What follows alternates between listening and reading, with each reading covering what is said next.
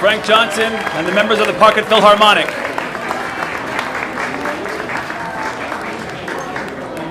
Thank you, everyone. Thank you. So throughout the afternoon, different speakers are going to come up, talk a little bit about their memories of Donald, and interspersed with that will be some musical numbers, a couple of comedy bits. And first I'd like to bring up members of our board, Mel and Ian Bachmeyer, who have known Donald for a very long time and have been a very important part of pocket opera and keeping the doors open. And Mel, come on up. Thank you.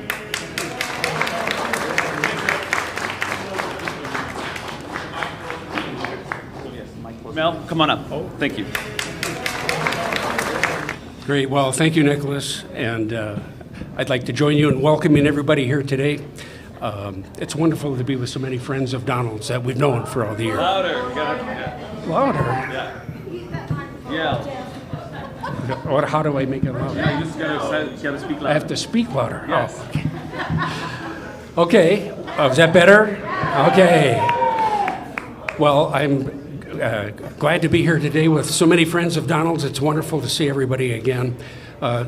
Some of us are joining by our video stream today, and I'd like to thank Lawrence Dillon for setting that up for us. And some of the people that are joining are members of Donald's family. And so I'd like to say hello to them and welcome them. to his brother, Ray, in Charlotte, North Carolina, to his sister, Judy, and her husband, Richard, in New York, to his sister, Susan, and her husband, John, in Massachusetts, to his brother, Calvin, and his wife, Nancy, in Zebulon, North Carolina, and to Donald's niece, Melissa, and her husband, Ed, in Lake George, New York. Donald has many more nieces and nephews, and hopefully they are joining in with us too. I'd also like to say, give a shout out. I'd also like to give a shout out to Donald's good friend in Virginia, John, and his wife, Joan Casey. Just before, John knew Donald in his earliest days in San Francisco, and I know that he was communicating with him often toward the end, so I hope he's on with us today too. I got a call from one of our other board members, Laura Zarko Olson, just before we started today, and she wanted to send her best wishes. She's here in spirit with us, unable to attend today, but she wanted you to know that she's here too. In reflecting on Donald's life, in reflecting on Donald's life,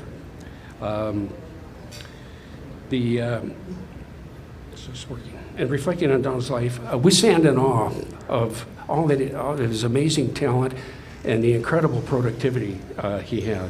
We admire his genius in creating the pocket opera experience. But as impressive as that was, it only tells half the story. Donald was a high achiever before there was a pocket opera, and before he came to San Francisco for the first time in 1950. His story starts at age 14. This article appeared in the Sunday paper in the Richmond, Virginia newspaper in January 12th, 1941. That's 80 years ago.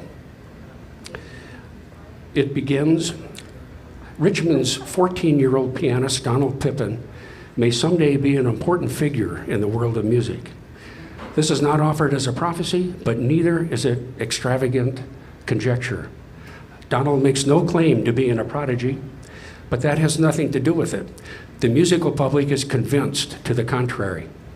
And now, Donald Pippin is to be presented as guest artist with the National Symphony Orchestra on January 20th. However modest he may be of his ability, Donald is established as a prodigy so far as Richmond and Virginia are concerned. And the article ends, Donald has an inherent, consuming love of music, that same fire which has driven other prodigies to the heights. So Donald continued to perform in public throughout his high school years, including one concert in which in front of an audience of 2,500 people. Later, Donald found his way to San Francisco and was introduced to Enrico Benducci, the owner of the infamous Hungry Eye nightclub just a few blocks from here. And Enrico hired him on the spot to perform 5 nights a week at his nightclub. One of those, while he was at the Hungry Eye, one of the summers, the San Francisco Symphony recruited Arthur Fiedler to lead a series of 10 summer concerts. And I'd like to share this article with you from the San Francisco Chronicle, dated August 12th, 1953. Arthur Fiedler, Pop's concert conductor, went out on a tour of North Beach. He had barely sat down at the Hungry Eye when he heard Donald Pippin play. And he said, "That boy is a fine musician. We need to get him." They got him, and Fiedler was right, because Pippin's performance of the Rachmaninoff Rhapsody on a theme of Paganini last night displayed the biggest tone that ever came out of that Baldwin grand piano. And his command of the music was the most professional we have heard in any instrumentalist in the series this season. All I have to add is that naturally he received the biggest ovation on record in the Pops concerts thus far. So at this point, Donald had established his credentials as a pianist for sure. Donald went on to create his own program of piano recitals and chamber music, and he did that for more than 20 years. And they were well received and very popular concerts, and he was well covered in the newspapers. We all know the story of how that evolved into where he began to perform arias and then opera, and to the point where in 1977, friends and supporters of Donald created pocket opera to support the work that he was doing.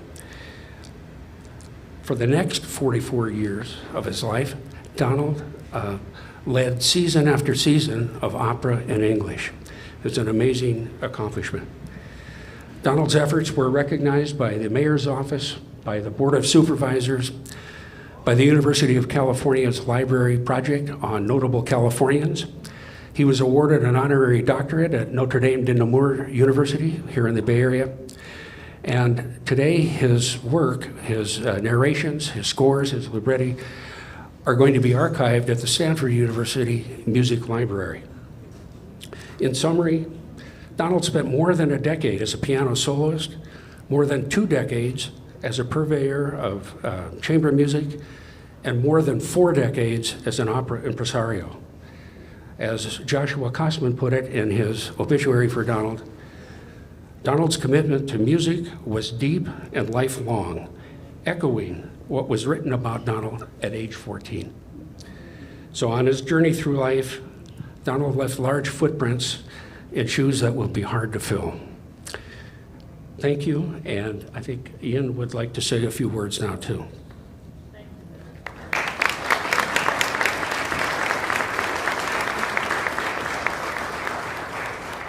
I don't need the podium. Okay. I don't.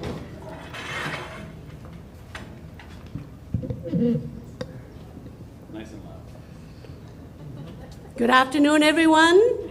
Can you hear me okay? Oh, yeah. I'm clear. What a beautiful crowd. This feels like a family reunion. It is Pocket Opera family reunion. I'm so happy to be here today.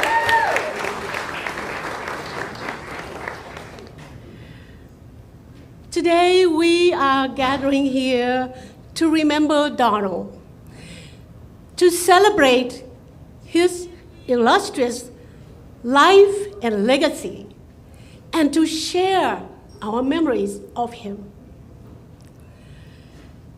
We all have been touched by Donald. He has left his mark on each of us in a unique way. Your memories of Donald, most of you, probably from the day when you took piano lesson with him, when you sang for him, when you played in the Pocket Philharmonic Orchestra with him. Well, I didn't do any of that. My perspective is from the audience member. And many of you here also share that perspective. But my best and my fondest memory of Donald is about food and conversations. What I miss most is to have dinner with Donald. I miss having Donald picked at my food on my plate.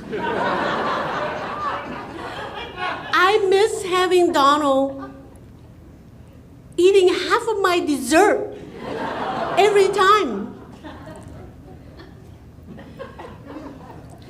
You know, many of you know Donald has a voracious appetite. He is like a teenager. He could eat and eat and eat more. And every time you put food in him, he welcomes it. His favorite cuisine is French, but sometimes Italian would do. But no Asian food, please.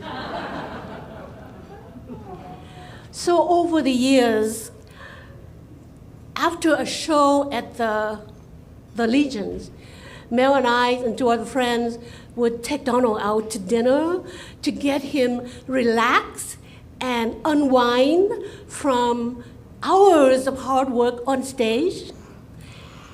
So I consider these post-performance dinners with Donald were my rewards for my involvement with pocket opera. I cherish these moments so much because it's not only about the food, but the conversation with Donald. They were always stimulating, interesting, because Donald, wit and wisdom, his charisma and charm, as you all know it. We would start commenting on the opera that we just performed, and it's always segue into current events. Current event is Donald's favorite topic to talk about. He seemed to always up on top of all the latest news of the days and love talking about it. So, our conversation usually, starting out bantering around things, whether it's art and culture, philosophy, religions, poetry, and the body fragility and vulnerability, the human ego and fallacies, you name it.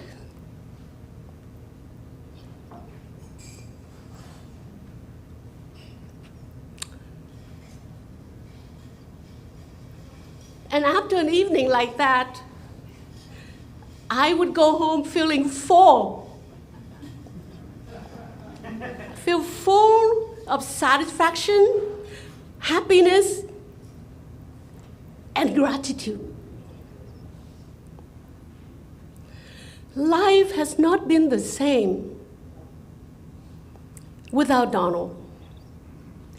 He enriched my life. I miss him so much. I feel very fortunate knowing him.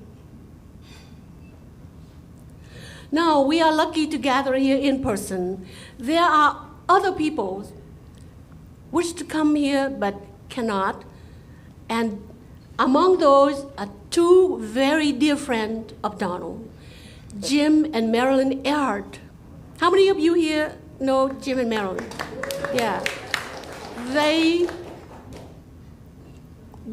are Donald's very good friend and caregiver, financial advisor, and longtime companion. They couldn't be here today, but Jim sent a short message, and he asked me to read it. So here's the message. Unfortunately, the vicissitude of age prevent us from being with you today. But believe me, we are there in spirit. In a poem I wrote many years ago, the poet Donald sure was a poet, concludes, "For us, there is no life beyond the grave, save that which in a polished line survives to whisper who we were." In Donald's case, surely not a whisper, but an ovation.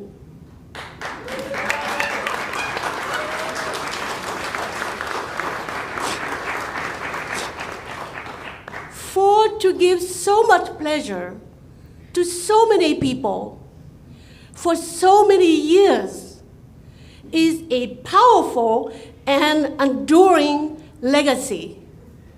And the memory of our many years of friendship with Donald is a joy, a joy, a joy. End of message. Thank you.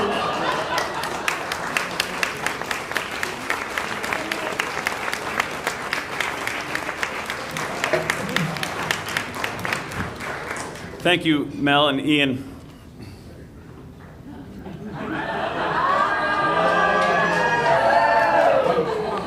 The scene is Zebulon, North Carolina. A young man sits by the family radio and hears for the first time the Metropolitan Opera broadcast.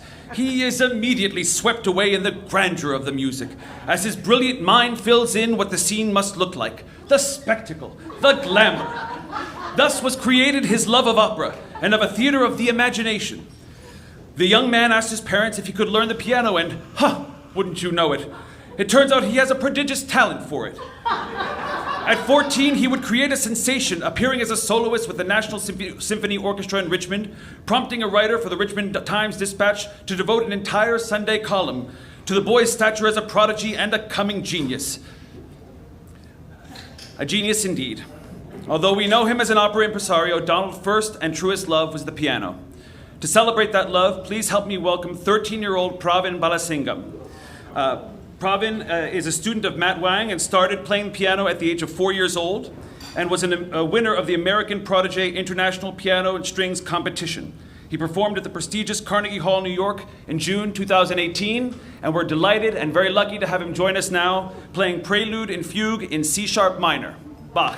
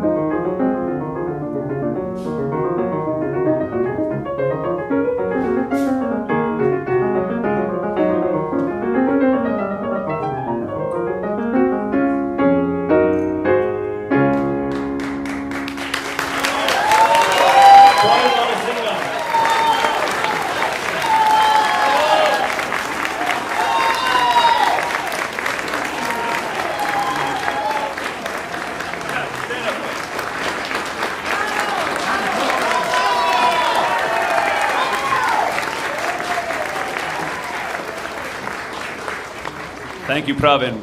Now to say a few words, Baker Peoples, a longtime performer with pocket opera.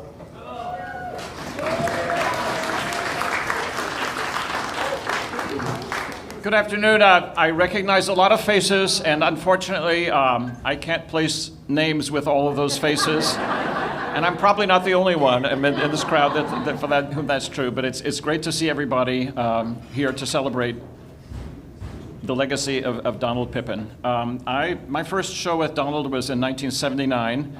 I got a call from him asking if I would come sing Tom Rakewell in The Rake's Progress. Now, that seems funny because Donald didn't do a lot of English repertoire by other people, the words by other people, but at that point, he had only written a few librettos, and to fill out a full season, he had to draw on other English works. And I was actually a replacement for somebody who had to drop out, and I had done a full production the year before, so I already knew the role and could step in short notice. It's a very different thing to do a role with pocket opera from doing a fully staged opera. It's a different thing. It's not better, it's not worse, it's different, and it brings different values to the fore. I learned that very quickly. There was no stage director for the first, I would say, 5 years of pocket opera. So you had to bring a lot yourself. And since most of these, I think I did about 25 different roles with pocket opera over the 40 years maybe. It was a creation because nobody had heard these words before. And in many cases, nobody had heard the opera before, the Offenbach. He revived, I think, almost single-handedly Offenbach for English speakers. And it's an amazing thing. The first one was La Belle Hélène. Diane Gilfeather and Ross Halper are here. We were all together in this, and probably several other people in that production. And I remember it was a revelation to the audience who had never heard anything except maybe the Tales of Hoffmann and some orchestral pieces. But I remember when we got to the part in the first act finale where Paris tells Menelaus to get out of here. And I had the words to sing, embark on the boat, embark on the boat, embark on the boat, embark, bark, bark. And the audience, we're going to be hearing that later. Jonathan Smucker is going to be singing that. And I'm so happy because it was amazing how the audience reacted to this.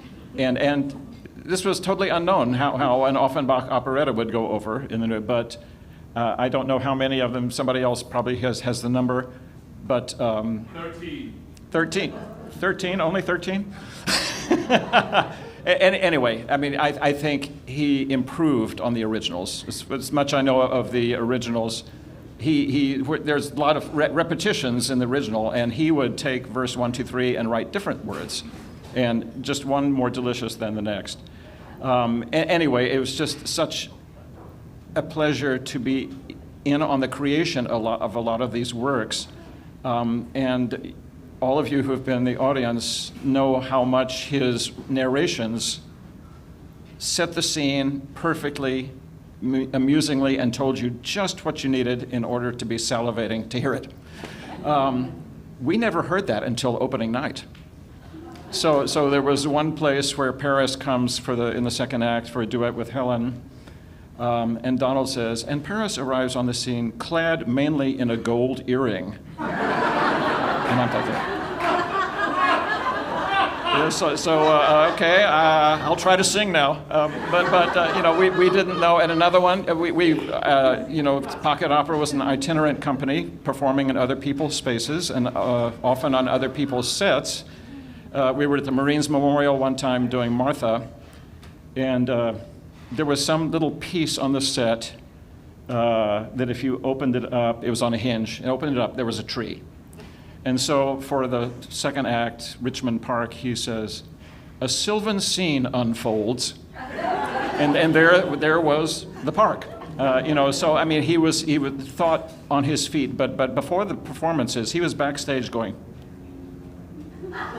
He had everything typed out, and there was one time a performance he couldn't do. I think it was in Ross, Coffee Cantata and Bach. Bach, Coffee Cantata, and Cat That Turned Into a Woman, so Bach and Offenbach. And I had to be Donald. And I had never played a harpsichord, And I had to tune a harpsichord and play a harpsichord for that. But the hard part was I had to give a 5-minute speech introducing that piece. And so he gave me the speech, and I memorized it, and I think it was probably 3 minutes into there before I got my first laugh. But you know, people knew Donald and knew that there was going to be funny. They were primed to laugh. They didn't know me. They didn't know pocket opera and everything. It was the hardest performance I think I ever had to give, long time ago. Anyway, I just want to say what an invaluable, an amazing mentor and influence in my own life, as well as not just my performing life, but just how to think about opera and music and how it all fits together. And he was creating so much. I mean, not only beautiful music, but beautiful, beautiful words. I was talking to Nick before this. One of the things I did frequently was 𝗗𝗃𝗃 and the Merry Widow. And there's a scene at the end of the first act where 𝗗𝗃𝗃 is pairing people up, getting them to dance, and the words are, "As you glide in a dream, in a trance, on a tide flowing on with a dance, you're a twirl in a world ever thrilling, filled with a lilt of romance. To a tune sweeter yet than before, arm in arm with a girl I adore, with a smile, with a sigh, in a spell, you and I are alone on a crowded floor." That is absolutely the essence of dancing. You know, you're dancing, we're alone, but we're on a crowded floor, and yet here we are together. So I know that as much as I have learned from Donald and enjoyed being with him, that everybody in this room has their own stories about how his life has not only intersected, but overlapped considerably with his. And I don't have a drink here, but a toast to Donald and to his legacy, and he has made all of our lives significantly better. Thank you.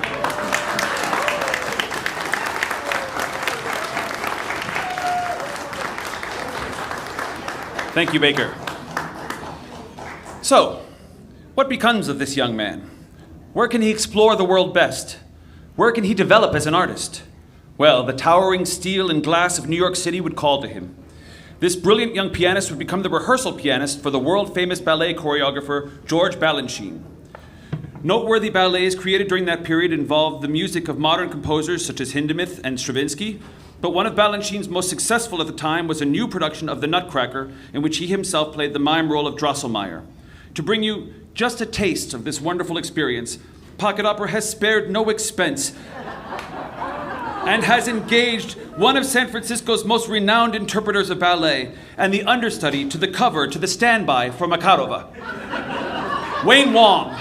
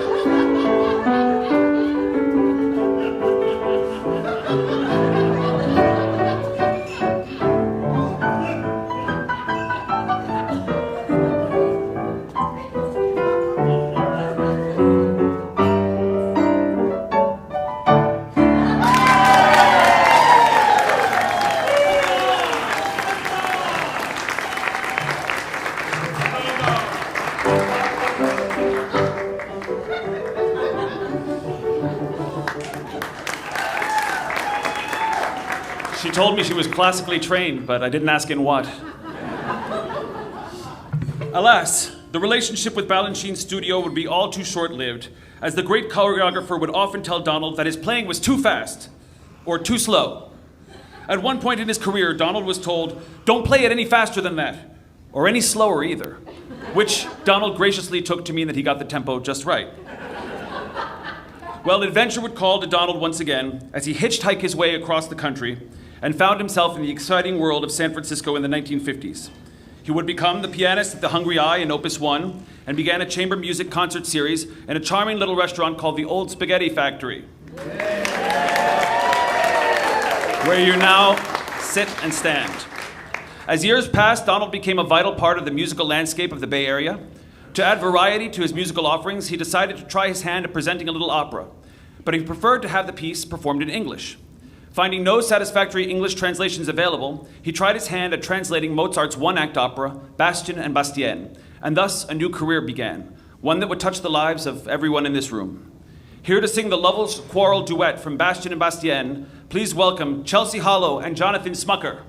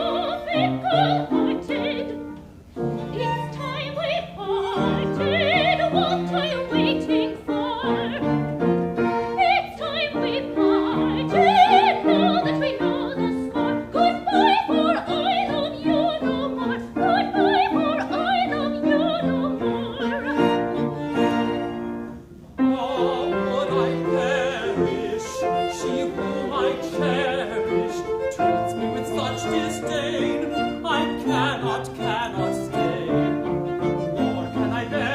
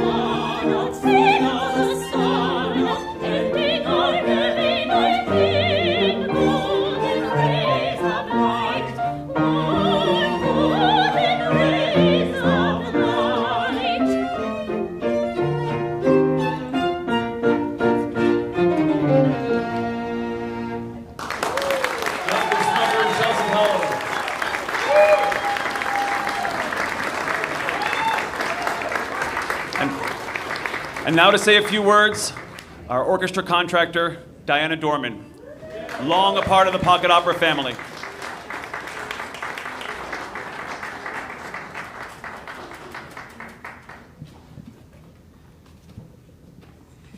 I wanted to tell you a little bit about the secrets of playing in the Pocket Philharmonic with Donald. It was a wonderful idea to have an orchestra of 4 strings and 4 winds, and then for extra flavor, he would add a horn, a trumpet, or drums to fit each individual opera. He originally started copying out parts for the orchestra by hand, so the early parts are little notebooks full of handwritten parts, and then sometimes he would Xerox a score and cut little lines of music and paste them in books. So at one point I said to him, when he was talking about a new opera, I said, "Donald, do you know you can order orchestra parts already printed?" He didn't know that.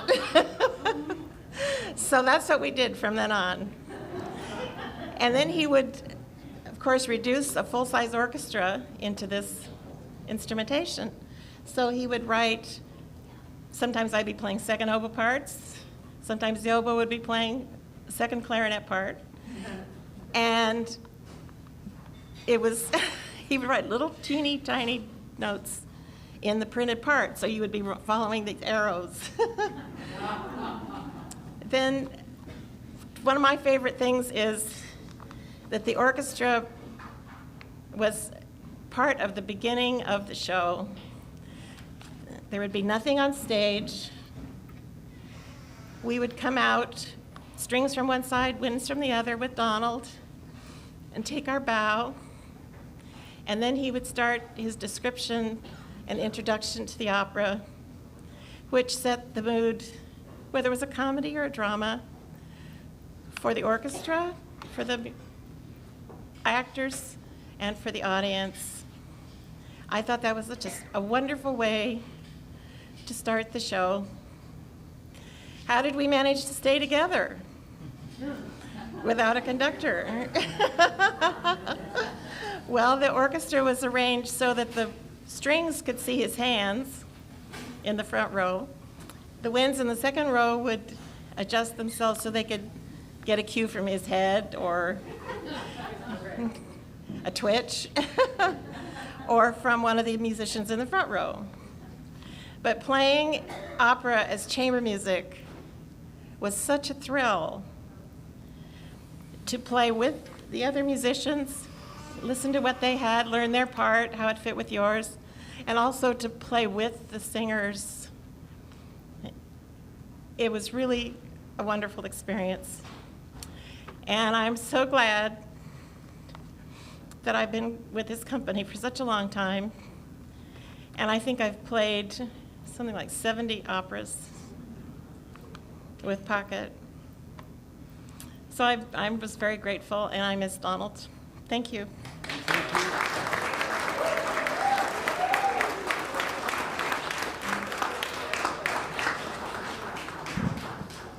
So before we get to our last number in Act 1, I do want to bring up Mike.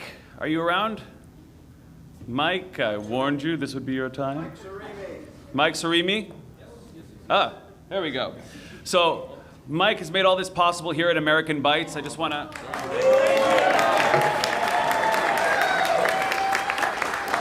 Well, I'd like to welcome you here. Real close.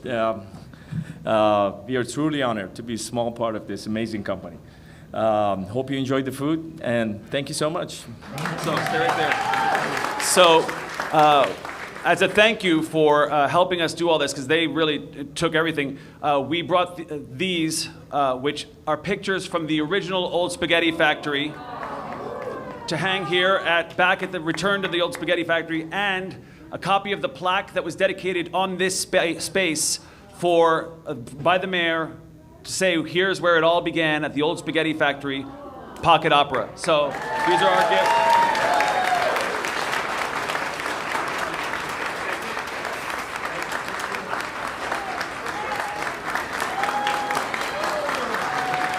With our thanks, because they have really done an exceptional job today. I think the food is great, the mood is great, and they've really handled the lion's share of it. So we thank them immensely. Let's see here. Donald's translations became legendary, but equally so his narrations. Having no budget for sets, Donald would paint the picture for the audience, again, his theater of the imagination, describing palaces or villages, dragons or angels. Nowhere was this more apparent than in his work with Handel's operas. These are the only works that Pocket Opera presents in the original Italian, with Donald detailed and humorous narrations taking the audience along for the ride. Ladies and gentlemen, here to perform Morgana's aria from Alcina, Rabia Dunn.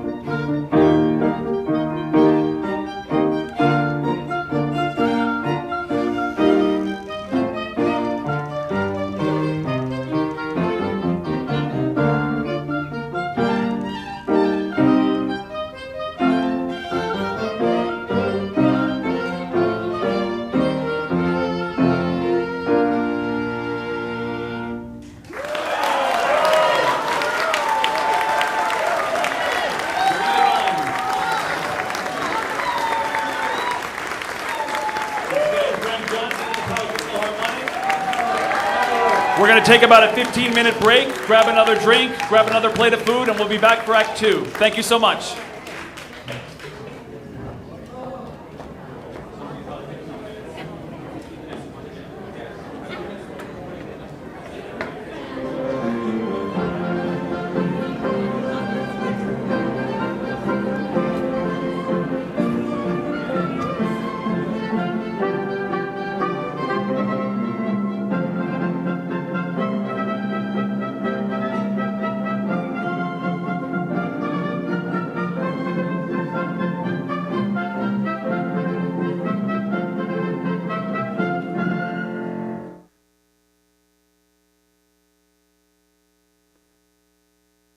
We all know Donald as the celebrated founder and music director for pocket opera.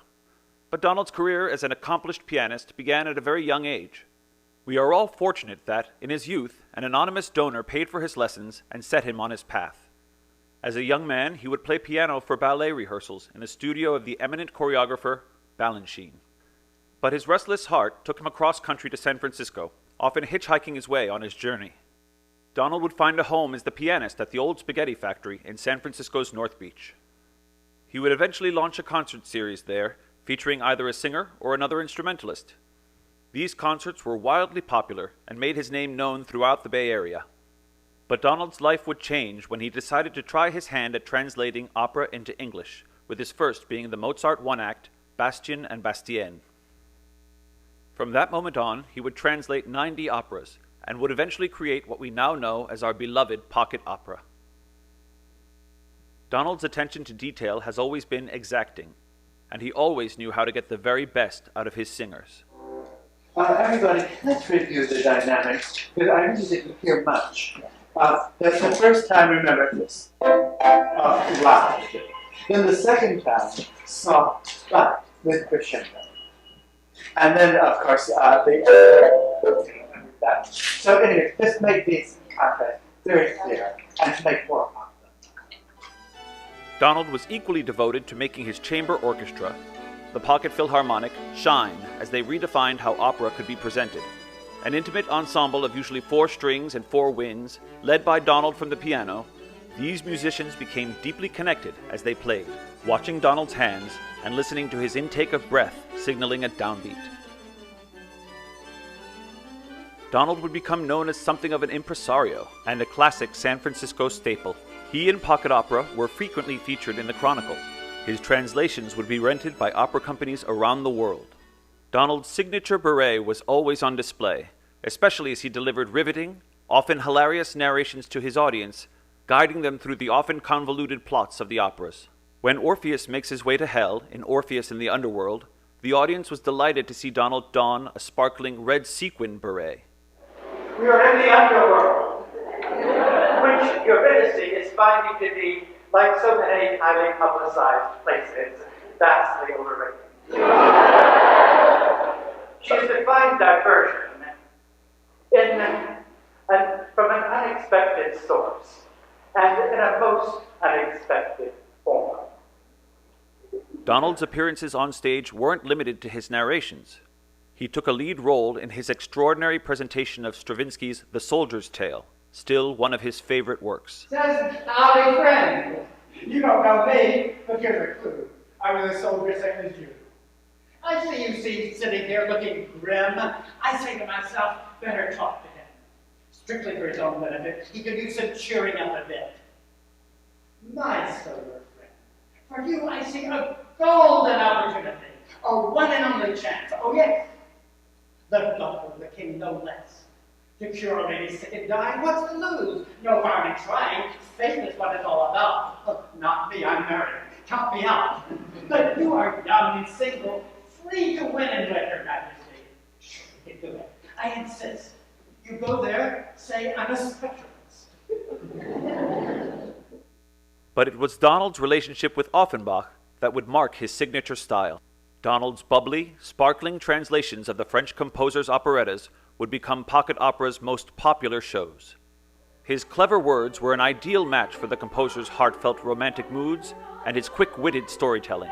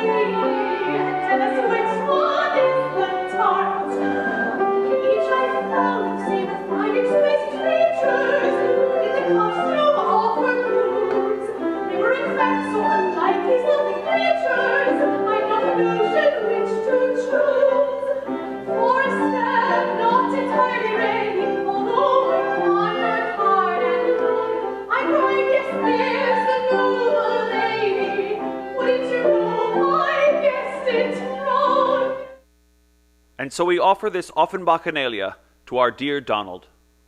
Donald, you have changed our lives, you have changed San Francisco, and you have left your mark on the world of opera forever. Bravo! We love you so much.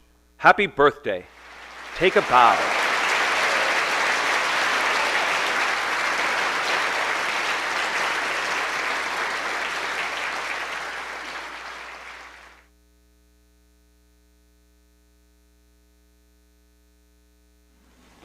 The scene is a rocky island lashed by sea waves, and apparently inhabited only by exotic birds and wild animals, of which there's a vast number. But presently, two men, or what appears to be two men, stagger in, exhausted, pausing to rest.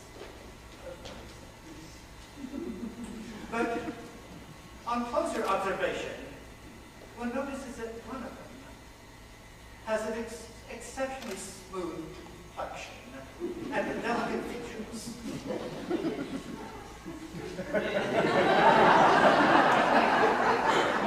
Our suspicions are soon confirmed.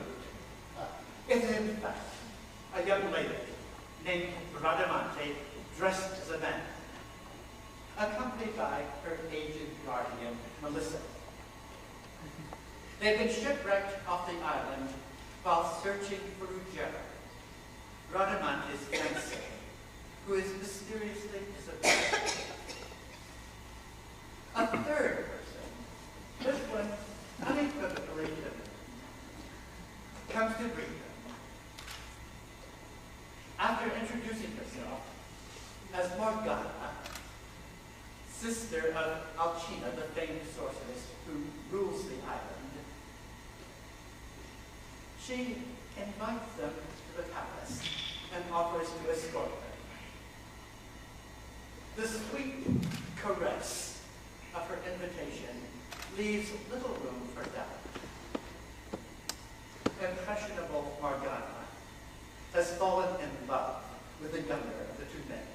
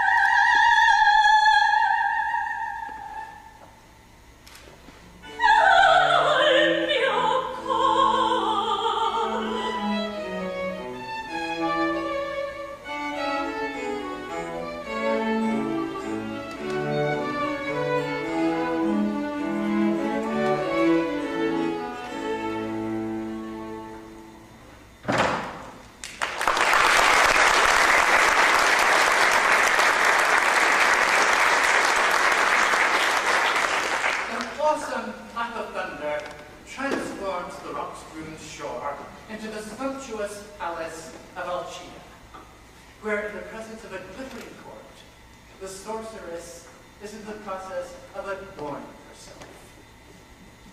The dissolute, though elegant courtiers lift their glasses and praise the life of endless revelry.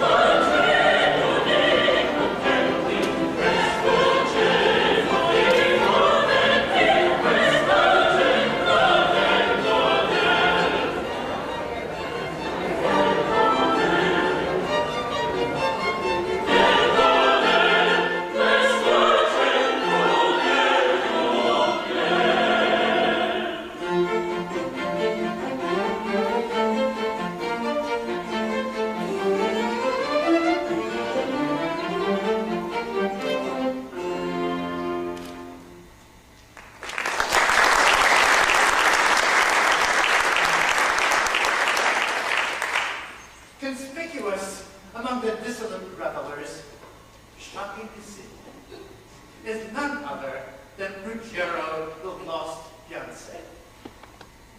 Worse yet, the rugged soldier, whose ferocity on the battlefield is legendary, who, as a babe in arms, was wont to strangle snakes for sport,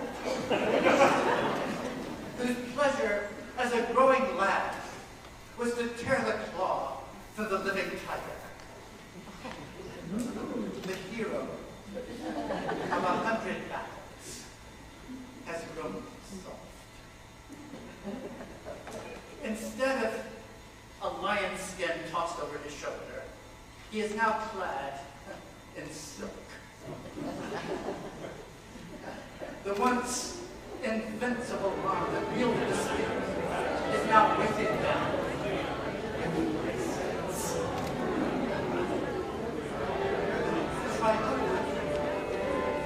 Now overcome,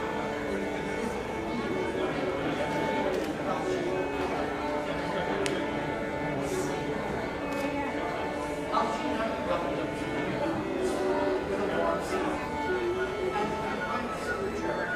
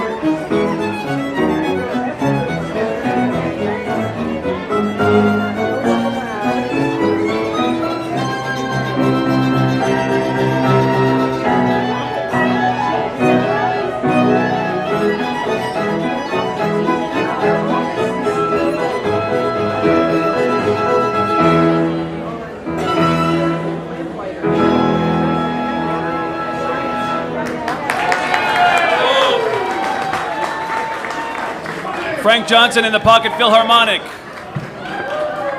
I'd like to take a moment to introduce the members of the band. So Frank Johnson is our resident music director and piano. Our violinist, 𝗗ecieះ𝗹𝗶𝗽𝗍𝗆. Viola, Patrick Kroboff. Cello, Farley Pierce. Flute, Diane Gruby, who's also on staff as our bookkeeper. Wonderful. Oboe, John Arneson. And clarinet, Larry London. And you've already met our orchestra contractor, Diana Dorman.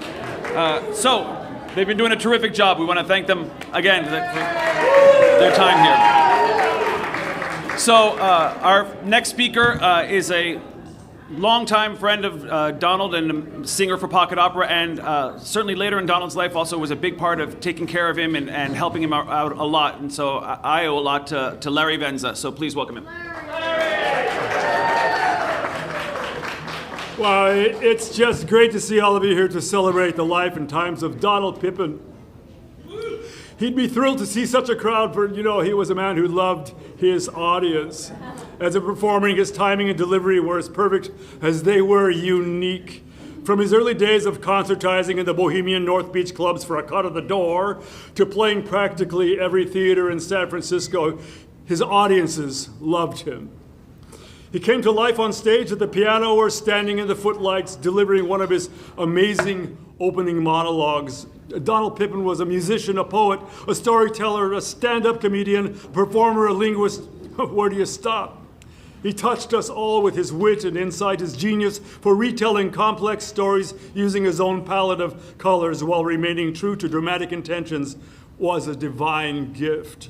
He was a wizard with words and rhymes. I'll never forget singing words like silly, shallow, vain, and vicious. Otherwise, they're very nice. Or my dearest Thisbe, from you and only you, how sweet would a kiss be?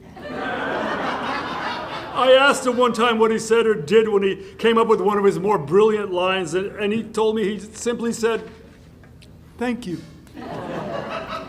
Donald was a mentor to many singers and musicians. We all owe him a debt of gratitude for giving us a shot. Even as his physical powers began to fade, his presence was large and inimitable. There'll never be anyone like him. It's hard to believe he won't be back for one more curtain call.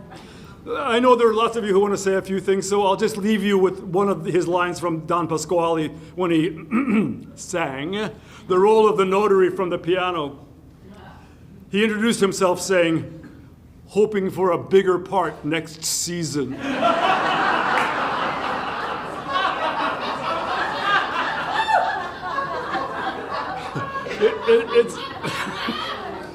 It's sad to realize he won't be back for the next season, but he left us all of us, and future generations, a huge legacy of works. These works will continue to be performed for many seasons to come and will serve as his finest curtain call. We miss you, Donald. We love you.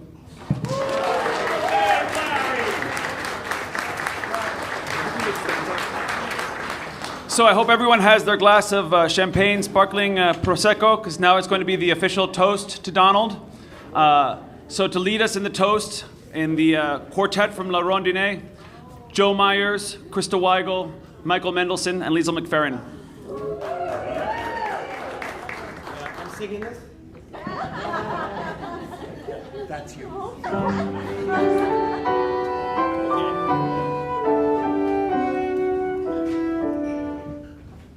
Donald brings us together.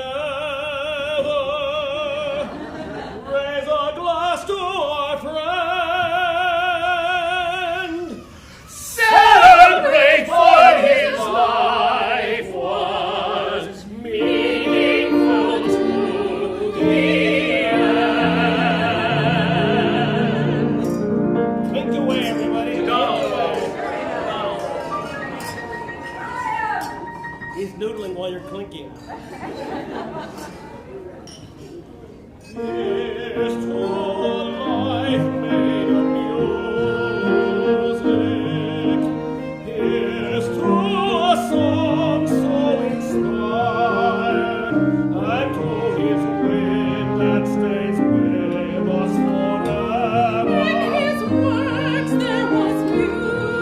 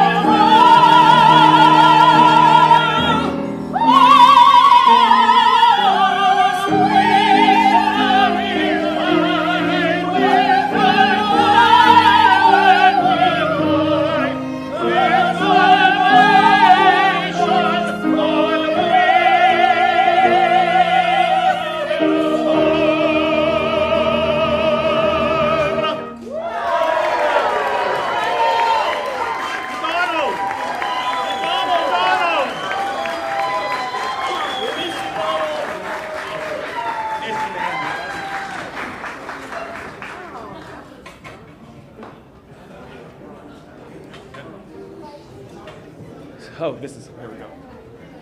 There you go. So, thank you to our wonderful quartet. And as we know, as was mentioned earlier, Offenbach is a specialty of Donald Pippin. He's translated many, many operettas from Offenbach. Now we're going to be featuring a medley of songs from Offenbach. And to tell us a little story about Donald's relationship with Offenbach, Larry London, who plays our clarinet. I originally started playing with Donald here at the old spaghetti factory in 1964. And of course, that was in the back room at the time. He wasn't doing any opera at all. It was just chamber music, and I suppose he was doing some piano recitals as well. But anyway, we were here exclusively playing that kind of music. I was also playing something called Western Opera. I don't think it exists anymore. It was really an adjunct organization connected to San Francisco Opera, but they would do operas in English. They were translations. And I played 𝗏𝗶𝗽𝗃, and I think they would do it at the Curran or the Geary Theater. And I looked up at that and I said, oh my God, that is so beautiful. And it really, it seemed so Donald-esque that when I next played with Donald, I asked him what he, that I'd seen this, and I was really, I thought it was so beautiful and wonderful. Had he considered doing that? And he said, well, he was a little bit coy. He said, Offenbach is very underrated. And about 1 year later, he called me up and he said, let's do La Belle Hélène, which was the first Offenbach opera he did. So I think these ideas were kind of simmering on the back hob of his mind.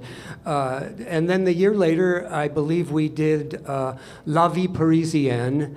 And we were sitting around just before going on stage, and he said, "I just love this opera. It's about nothing. It's a..."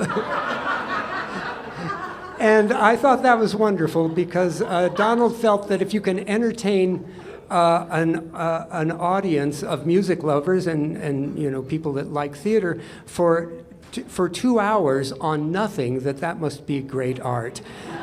And so anyway, afterwards, of course, he translated all these other Offenbach operas, and I don't know that he did anything more than the Offenbach, translated anything more than he did with Offenbach. So anyway, that's it, a little comment.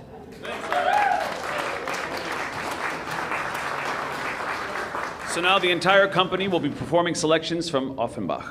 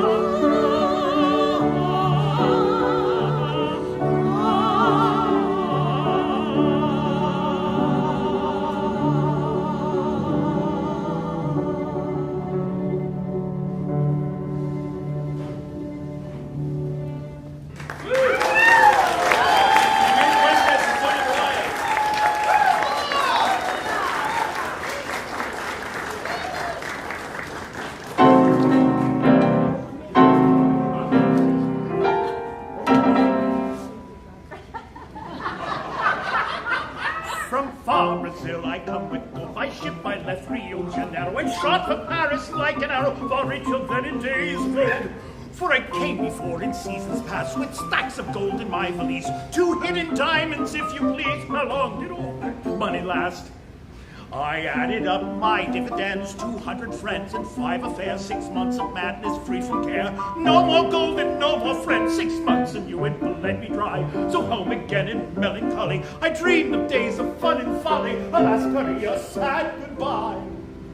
But hungry to return was I, so there beneath that southern sun, I swore I wasn't yet undone. Another fortune or I die. I didn't die, instead I got a tidy sum by hook or crook. So here I am, and like as not, you'll take me for the lot I took. So here I am, and like as not, you'll take again all I have got. From far Brazil I come with gold. By ship I left Rio de Janeiro and shot for Paris like an arrow, far richer than in days of old. Once landed I was on the train with just 1 minute left to spare. Putty, putty, putty, putty, so here I am again. But what I want from you, Paris, is women, not your middle class. No, and not grand dame or country lass, but another kind. You follow me. The girls that grace the cabarets or theaters where they are seen, with all the trappings of a queen, a gorgeous pink and white bouquet, who with a cold and smiling face can look around a crowded room and in a flash determine whom to choose as lover to replace. The dude with dash, who's short of cash, who slinks behind the farthest row and says while twisting his mustache, oh drat it, how can I raise the dough? Raise the dough, raise the dough, cash I've got, so come to me, to me, to me, to me, to me, to me. Come my little chicks, we will squander $500,000. Come my little chicks and never mind the sum, we'll simply charge it to your friendly Brazilian. Put out your hand and pick a plum, a plum, a plum, you girls who are adventuresome. Put out your hands and pick a plum, put out your hands and pick a plum, a plum. From far Brazil I come with gold. By ship I left Rio de Janeiro and shot for Paris like an arrow, far richer than in days of old. Who knows how long I shall remain a carefree multi-millionaire. Putty, putty, putty, putty, so here I am again. Ole, ole, ole, for I'm just off the train and ripe and ready for a ducking. Ole, ole, ole, this pigeon's prone for plucking. And cork the bottle, pour champagne. The gull arrives, he'll take your two, and take my dollars, take my francs, my watch, my coat, my grateful thanks, but in return say I love you. To me the laughter and life and the falls without forewarning, the bells that flavor the night and the balls that last till morning. So come you girls and quiet furs, diamonds and presents, your secret heart's desire is for pleasure, that's the essence, but to come back down to earth, though I may wind up broke, I'll get my money's worth. You can be sure. You're welcome. You're welcome.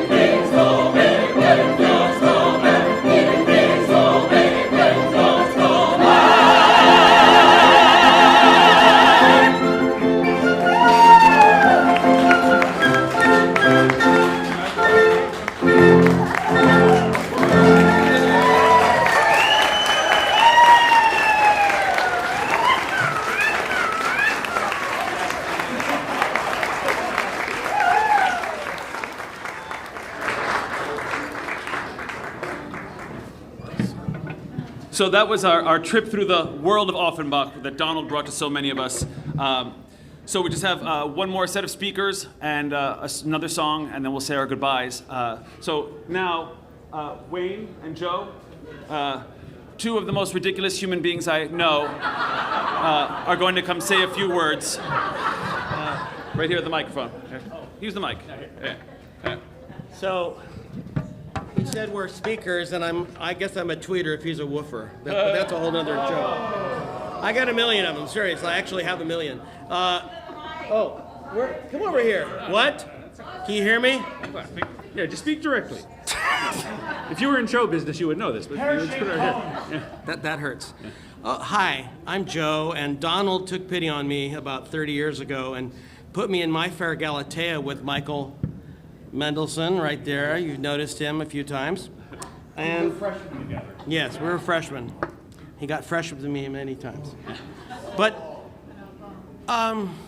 Donald. God, I loved him. And I gave him many rides home and many rides to things because, of course, he didn't drive. He did walk everywhere. And one time on a bus, I got on a bus and he was on the bus next to me. That was shocking to see him outside of the theater. But anyway, I love Donald and got to do a lot of shows with him. And I just have a few little tidbits I'd like to relay to you. So Donald would call me out of the blue. And the phone would ring and I'd hear, hello, Joe. This is Donald. And after I stopped laughing, I would say, hi, Donald, you know what? And then he'd say what role he wanted me to do. And of course, I was happy to do it.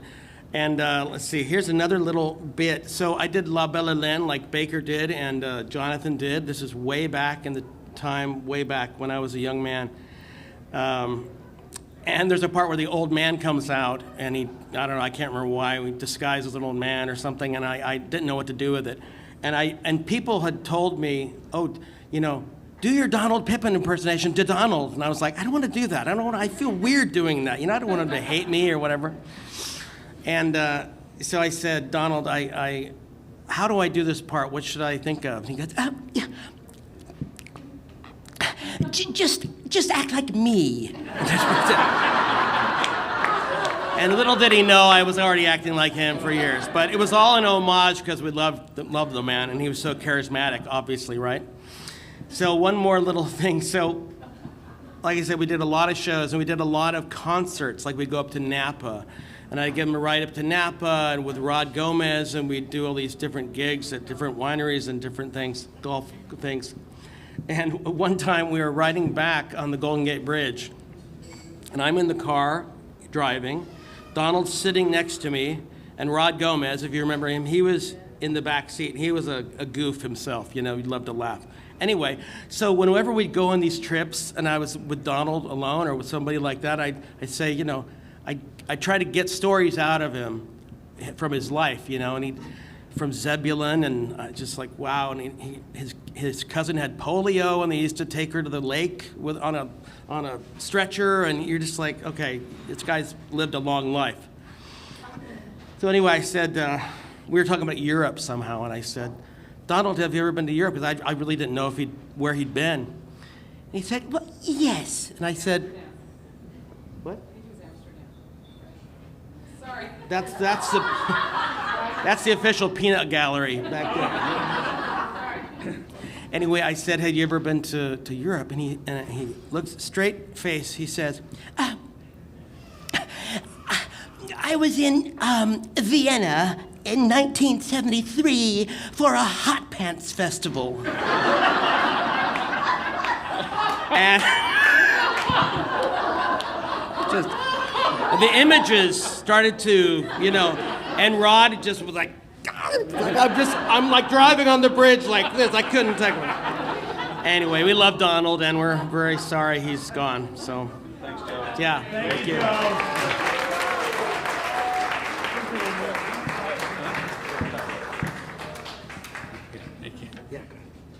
Thank you, Joe. Thank you, Joe, and we all wish you a speedy recovery. I have often compared pocket opera productions to sort of like bank robberies or jewel heists that you see in the movie. Donald was, despite his various cute mannerisms, he was very much the mastermind, the boss man. And when he had a job that he wanted to do, you know, he would start to call people. He would assemble the gang. And he was very good, I should say, about bringing along new performers. But in the main, we were procured on the basis of what he knew we could do. Just so like, oh, here's a man who can open the safe. Here's a man who can handle the gun. Here's a man who can drive the car, you know. And all of us could do any of these other things if things got really bad, right? You know, I could, you know, handle the gun if, you know, if the gun guy got shot or something like that, or I could drive the car. But we all had a particular specialty that Donald knew. And so he would assemble us based on the job itself and the skills required. And we would all meet like seasoned, hardened professionals, and we would prepare the preparation, the rehearsal was very efficient, very creative, with each of us being able to deploy the crafts that we were particularly good at. But at all the time, Donald, being the mastermind, always keeping an eye on things and orchestrating and knowing when to pull something in and knowing how to give someone a little more room if he knew that the production, the job could benefit. You will do this, you will do a little more with this, and then here you will pull in a little so that someone else can come in. It was very orchestrated, in a physical sense, really, in a way, dramatic and musical. And then on the day of the performance, we would all meet, we would do our jobs, and we were all at the ready again, deploying our best selves, but always keeping all the other details present in our minds, but with Donald always at the core of things. He was the mastermind. He controlled everything from the piano. He could, by playing, he could pull all these things in, all right? And at the end, as in any good crime, we would all depart in our separate cars, and until the next time the boss man called us for another job. And, basically, there was, maybe we might do other things, but every once in a while that call, like Joe had said, this is Donald. And you knew it was time to get your thing. However, let it not be said that he was ever blasé about things. I mean, as you know, this is Orpheus, 15 productions, and he never, nothing ever grew stale, and he never grew, cynical about, basically pulling it out of the box and doing it the exact same way. He was always mindful at every performance. And some of you have experienced this, but if you saw a moment, not even an entire aria, a moment in a performance by a single person that particularly pleased him, you'd be sitting backstage and eating fruit or whatever in the back, and then he would come back to you on a little break, and he would touch you by the arm, and he would say, that was very good. And I don't know about you, but for me, I was lucky enough to have that happen. It was just like the sky opened up because you had been, anointed in a way. And you took that approval with you wherever you went. It was sort of like I don't want to put it too much, but as a badge of honor. You would go places and say, where you work? So I was at Pocket, and everyone would sort of nod, that communal nod, okay. He knows what he's doing. He's working Pocket, okay, you're fine. So, Donald, I know you're not with me anymore, but whatever I do, I still want to please you, always. Thank you. Thank you, Wayne. Thank you.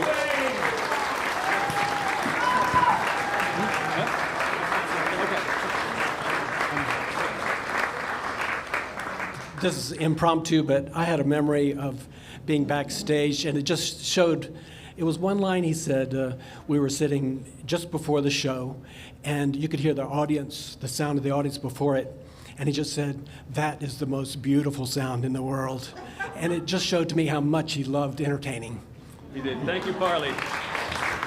Thank you, Farley. Thanks to all of our speakers. I've talked a lot to Donald over the years. We became very close. He was a mentor and a friend. And by the way, Frank is playing Donald's piano today. We had it brought in. This is Donald's piano. So, and I always would, and I would hear lots of people say, Donald, which one's your favorite? Which one's your favorite translation? What's your favorite opera? And just like with children, for decades he would demur and say, oh, well, I love them all, But just like with parents, there was a favorite, as it turns out. Because in the last few years of his life, we were performing some Smetana, and we did The Bartered Bride. And then the following year, we did Smetana's more rare opera, The Two Widows. And Donald was very anxious that it be right, and that it go a certain way, that it go correctly. And I said, don't worry, Donald, it's going to be great. He said, I hope so. It's my favorite. And so it was quite a moment for me. Like I had no idea. And so now to sing an aria from Donald's favorite, The Two Widows, one of Donald's favorite singers, Marcel Dronkers.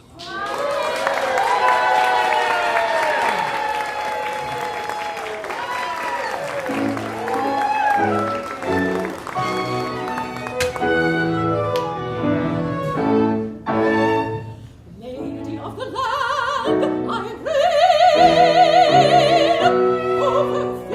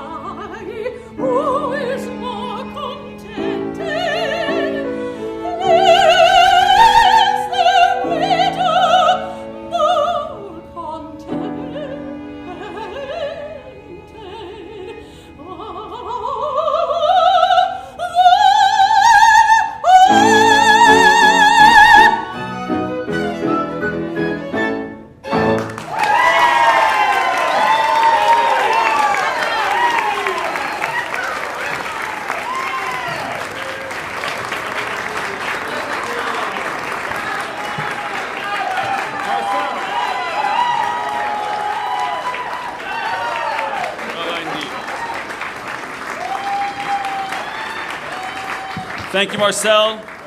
We want to thank all the artists involved today, as well as the American Bites crew. They're just incredible. Our AV crew, making the live stream possible. So our AV crew in back, if you get a chance, say hello. All the artists involved, the Pocket Philharmonic, Frank Johnson, who has spearheaded so much of this project today, so thank you. All of our fabulous singers, and thank you all for coming, and everyone at home. Thank you so much for joining us on the live stream. To take us out now, one of Donald's most popular translations is Carmen, and Lee Strong will lead us in the Toreador song. Let's sing along. And by the way, it's a sing-along. So, if you know it in French, sing it in French. If you don't know it at all, sing la la la. In the chorus, don't sing along. Lee will be very upset if you sing along when he's singing, so sing in the chorus. Thank you.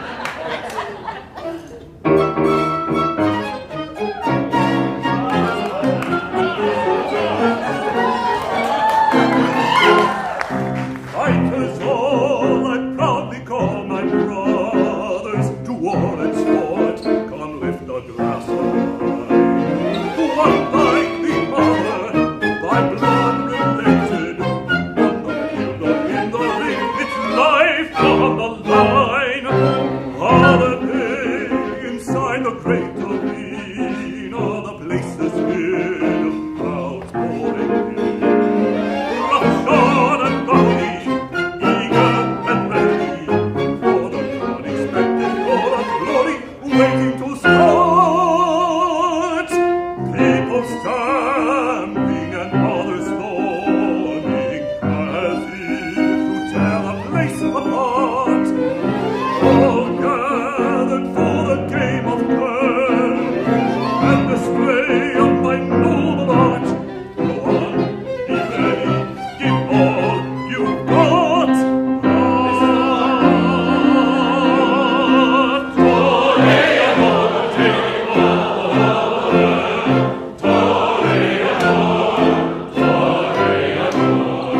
Somewhere among that sea of sparkling lights, looks up there shining bright. I can see the prize, yes, later on, love will be yours tonight.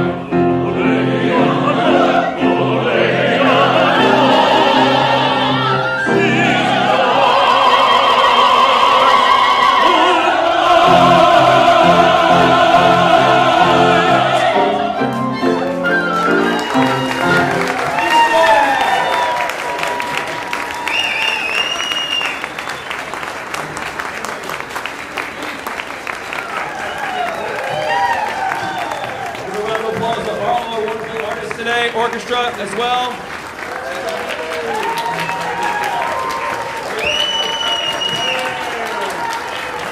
Ladies and gentlemen, you've been wonderful.